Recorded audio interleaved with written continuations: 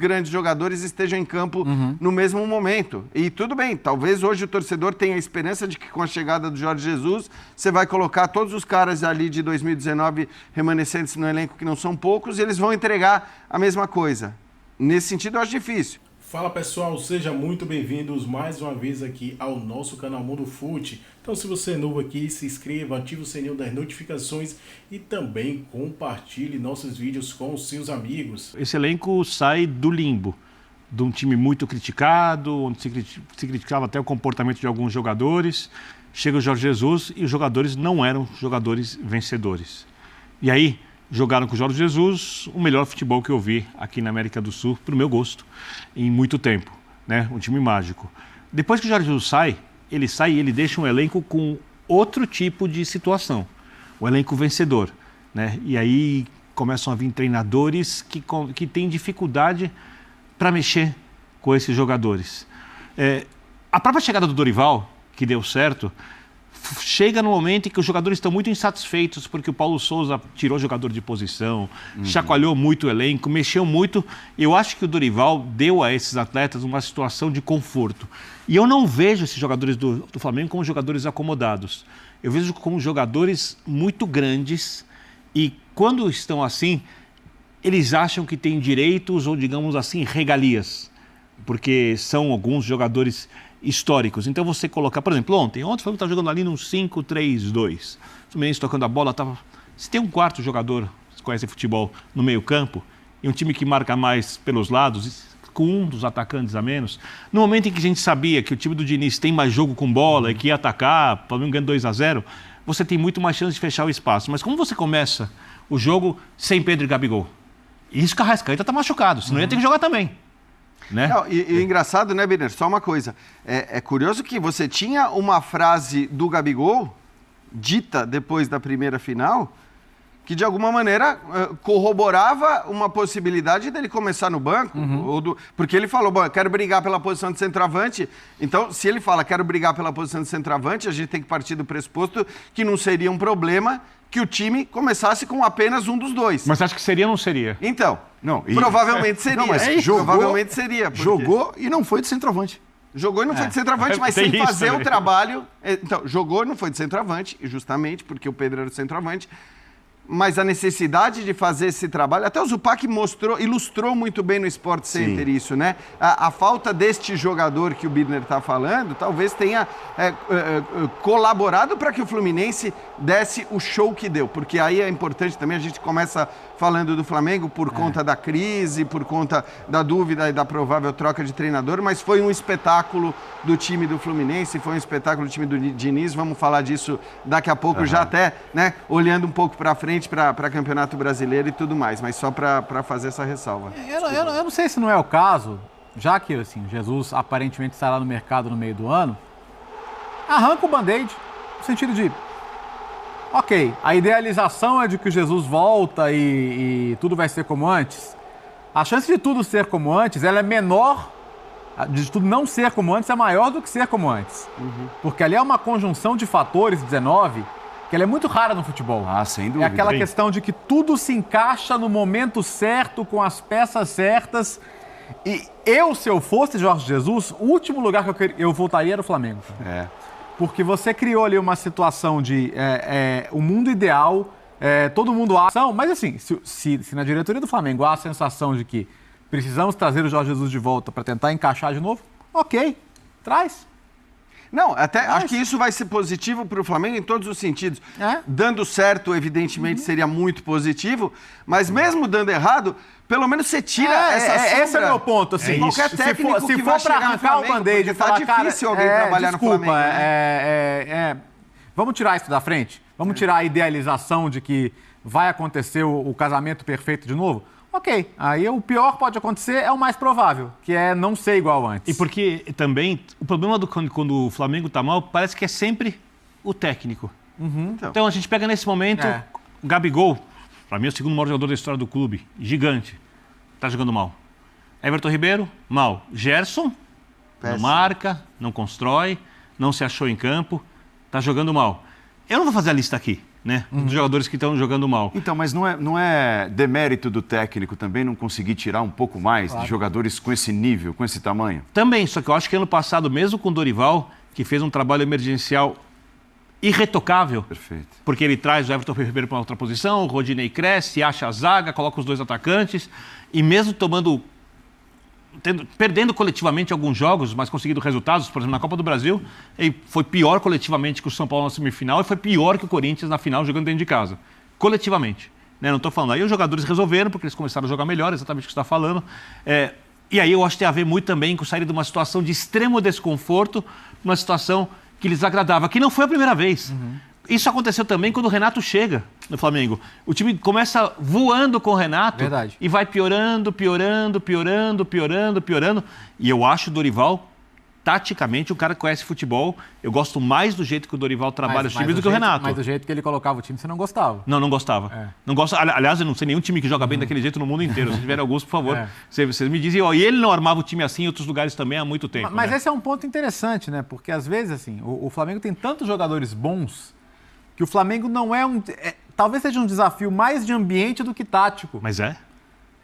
Mas é louco a gente pensar isso, né? Porque a gente ficou sempre discutindo aqui como é que a gente encaixa tantos jogadores bons no mesmo time e os caras que deram certo foram os caras que conseguiram, mais do que fazer um time perfeito taticamente, foram os caras que conseguiram deixar todo mundo satisfeito. E tem que aceitar essa situação até agora ou tem que pensar na tática também? O que faz a diretoria? Então, mas a única coisa que eu acho que engraçado Léo, isso, cara. É complexo. Claro. É complexo. Mas eu só acho que, assim, por ambiente, a gente não teve, pelo menos nessa passagem do VP, que provavelmente vai terminar agora, não é que a gente tenha tido indícios claros de que existe um problema, uma treta ali, que o cara não quer jogar, que briga. Não houve em nenhum momento, aliás, nesse sentido. É bom elogiar a postura do próprio Gabigol, toda vez que substituído, aplaudindo, dando Todos força os jogadores para quem correram entrava. muito. Então, assim, não teve muito essa coisa do corpo mole. A informação é que ele continuou com a falta de comunicação que nós imaginávamos aqui que poderia ser um problema antes dele assumir o Flamengo. A falta de comunicação ele trouxe do ponto de vista, com os jogadores. Isso, do ponto de vista tático. Escalando muitas vezes times que não tinham treinado nenhuma Em vez. cima da hora, comunicar jogador, hoje você fica no banco e não explicar exatamente o porquê. E os jogadores não sabiam o que poderia acontecer ou não. Então, são outras questões. E tudo bem, eu acho que do ponto de vista tático,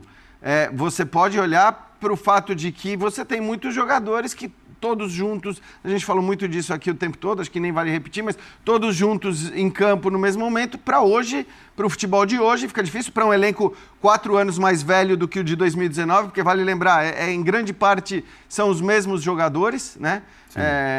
Então, tudo isso não é nenhuma questão, quando a gente fala ambiente, não é que tem um ambiente ruim que os caras querem ou estão trabalhando pela demissão do treinador, mas talvez seja um contexto que, do ponto de vista tático, não permite que todos os grandes jogadores estejam em campo no mesmo momento. E tudo bem, talvez hoje o torcedor tenha a esperança de que com a chegada do Jorge Jesus, você vai colocar todos os caras ali de 2019 remanescentes no elenco, que não são poucos, e eles vão entregar a mesma coisa.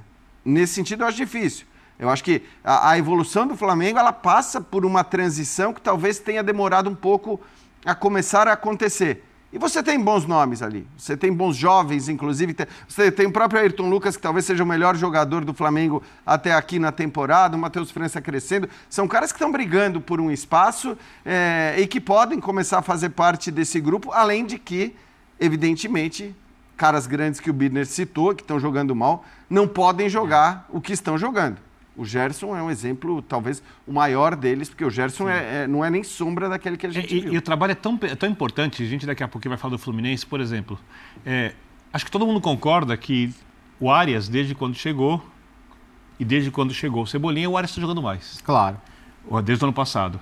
O Arias custou 600 mil dólares, Cebolinha 13 milhões de dólares. Você pega o Gerson, você pega os 2 volantes do Fluminense, os 3 jogadores que atuaram atrás do Cano e o Cano, ontem, né? O Ganso, o Keno e o Arias, o Gerson custou mais do que todos os 2 jogadores da base. Mas não é uma questão de comportamento, Birner, porque assim, a gente olha o Fluminense quando perde a bola, todo mundo ali. Eu sei. Todo mundo tem um comportamento de tentar recuperar a bola, todo mundo tem um comportamento de fechar. E o Flamengo, quando perde a bola, é uma coisa que... Qual é a função de cada um quando o Flamengo perde a bola? A gente percebeu isso. Mesmo no primeiro jogo que ganhou, qual é o comportamento de cada jogador do Flamengo quando perde a bola? E por que o técnico não consegue passar isso? Por que o técnico do Fluminense consegue passar isso para os jogadores? É isso que é curioso para mim. Eu acho que a impressão que eu tenho é o seguinte: no Flamengo foi criada uma coisa, e eu vou falar de cultura de ambientes, e serve para uma empresa, serve para um time de futebol, serve para qualquer lugar. Chegam no Flamengo os jogadores e, por mais que todos saibam e entendam que mais importante que eles é o clube, de algum jeito, inconscientemente, pelo andar das coisas, desde como elas foram construídas, principalmente por causa da herança do futebol mágico de 2019, de algum jeito os jogadores não formam um ambiente coeso onde o clube é de fato mais importante. Eles sabem que o clube é mais importante, eles concordam, eles não se colocam acima do clube, pode parecer contraditório isso, mas a atitude do dia a dia, a cultura do local, não torna o clube como se fosse a coisa mais importante. E aí tem a personalidade também do dirigente, tem a personalidade do presidente. Todo mundo sabe ali que o Flamengo é mais importante que eles, mas de algum jeito, por algum motivo, na prática, isso não se mostra na hora que vai se jogar futebol e ter o dia a dia. Mas eu acho que passa um pouco também... O ambiente precisa ser modificado. E também pela não repetição. Aí eu vou entrar na parte tática, no treinamento. A não repetição, né? Porque você sabe, o Arsenal é o primeiro colocado na Premier League. Sim. E a hora que vencer a Premier League é difícil. Dificílimo. Todo mundo sabe qual é o time titular do Arsenal. É verdade. O Vitor Pereira faz tanto segredo, claro, assim, diferenças à parte, calendário, excesso de jogos, mas tanto segredo, que ele guarda segredo até dos próprios jogadores. E eu não estou brincando, isso é uma informação. Era assim no Corinthians e é assim no Flamengo. Às vezes, ele comunica que time vai jogar na pré-eleição para os caras.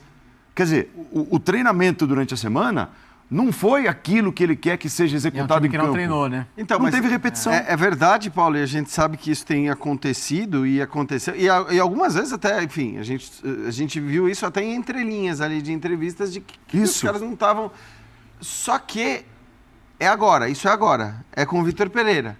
Mas como a gente falou, tem uma questão... muito mais ampla. Maior. Perfeito. E que vem com outros treinadores de maneira diferente. O Ceni, por exemplo, eu acho que ele repetia mais os times, ele fez as suas mudanças, ele colocou o Arão na zaga, ele fez até mudanças que acabaram dando certo ali, que foram importantes para a conquista do título brasileiro, mas talvez esse problema não se apresentasse nos tempos do Ceni. Não. E você tinha outros, pelo que o time não rendia. O próprio time do Dorival, que assim como o time do Renato, lembrou o Birner, né, num começo foi muito bem, mas depois, se você olhar para a reta final da Copa do Brasil e para a própria final da Libertadores, você vai ver que assim, talvez o Flamengo tenha corrido um risco de perder ambos os títulos de uma maneira que não precisava ter corrido.